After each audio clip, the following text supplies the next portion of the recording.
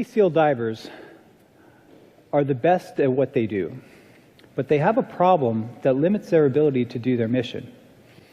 Our research focused on solving the problem, and it led to an unexpected path of discovery for neurological diseases and cancer.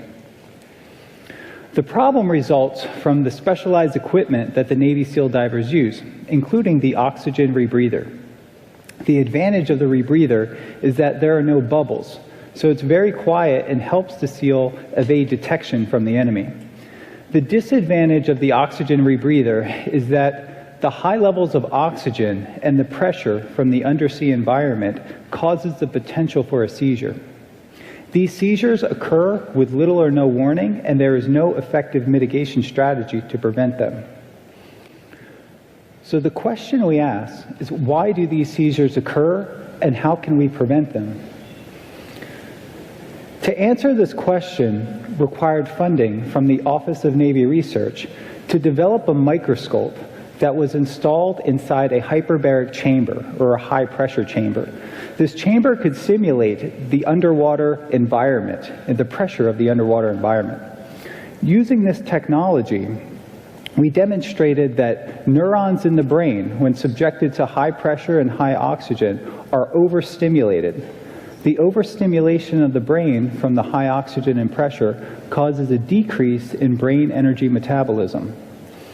When this happens, it causes the potential for a seizure. These oxygen seizures occur with little or no warning, and there is no effective way to prevent them.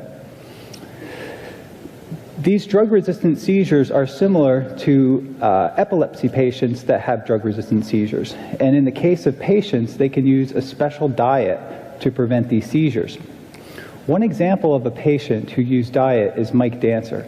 Mike used a variety of anti-seizure medication, and the medication caused severe side effects and was not able to control his seizures.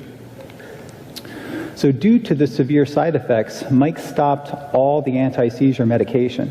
And when he did, he saw an increase in his seizure frequency. At about this time, Mike discovered that there was a dietary intervention that he could use to control his seizures. And when he did, he found a sharp decrease in his seizure frequency. I'm happy to say that Mike has been on the diet for 5 years now, and he's been managing his epilepsy for 5 years without medication. So what is the ketogenic diet? Compared to a normal diet, the ketogenic diet is very low in carbohydrates and it's very high in fat. People have used the diet for years to help them regulate their body weight, reduce their body weight, and control or reduce their blood glucose levels. But most importantly, the ketogenic diet is proven to control seizures when drugs fail. No organization has done more to educate the public about the therapeutic potential of the ketogenic diet than the Charlie Foundation, started by Hollywood producer Jim Abrams. Jim's son Charlie was stricken with seizures. They were so severe and no amount of drugs could help him. So Jim looked into alternative approaches to manage his son's seizures. And with his research, he discovered that the ketogenic diet was being used at Johns Hopkins Hospital.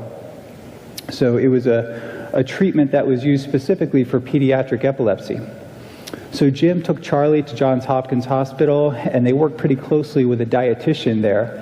And within a short amount of time, Charlie's seizures were under control. And Charlie was actually cured of his epilepsy at Johns Hopkins Hospital with the use of the ketogenic diet. So Charlie is actually off the diet completely today, and he remains seizure-free. The ketogenic diet is effective for a variety of neurological disorders, including glucose transporter type 1 deficiency syndrome. Children with this disorder lack the ability to transport glucose into the brain. So their brains are literally starved of glucose, and this causes the potential for seizures. So it's known that the brain can use glucose as the primary fuel, but it can readily adapt to using ketones for energy. So in this way, the brain is like a hybrid engine, right? So it uses glucose as the primary fuel, but during periods of limited glucose availability, the brain can readily adapt to using this alternative fuel source. So we are exploiting the neuroprotective effects of ketones by developing ketone supplements for the Navy SEAL divers for oxygen seizures. So the advantage of a ketone supplement is that you can circumvent the need for the dietary restriction that's required to elevate and sustain blood levels of ketones. There are many therapeutic applications of ketones because nearly all healthy cells in the body can use ketones for fuel as an alternative energy source. Surprisingly, cancer cells lack the ability to transition from using glucose for fuel to using ketones. So in a way, cancer cells are like damaged hybrid engines. They use large amounts of glucose, much more than healthy cells, and they lack this ability to transition over to an alternative fuel source. So we can say that sugar addiction is really the Achilles heel of cancer cells. This observation inspired me in the lab, and I asked a question. I wondered why very little attention was being given to nutrition to exploit this weakness of cancer cells. So it turns out that the sugar addiction was actually observed over 80 years ago by Otto Warburg. So Otto Warburg did experiments. He won a Nobel Prize for these experiments, demonstrating that sugar cells are damaged in their metabolism, and the damage to their metabolism results in high amounts of sugar uptake. More recently, Thomas Seifert from Boston College has been a pioneer, really, in validating Warburg's hypothesis and proving that cancer is a metabolic disease. In Tom's experiments, he demonstrated that there's a specific, metabolic defect of cancer cells, this glucose dependency, and that we can target that with a variety of non-toxic alternative approaches. Oncologists target this weakness in cancer cells, which is excess glucose consumption, with something called an FDG PET scan.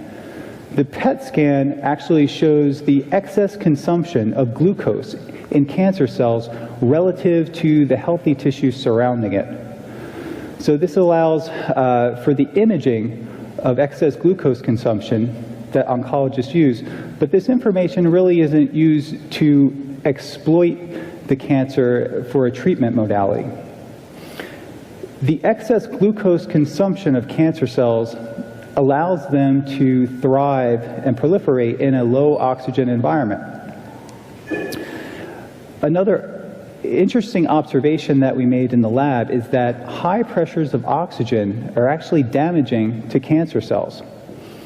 We've demonstrated that when high levels of oxygen are given to cancer cells, that they overproduce oxygen-free radicals.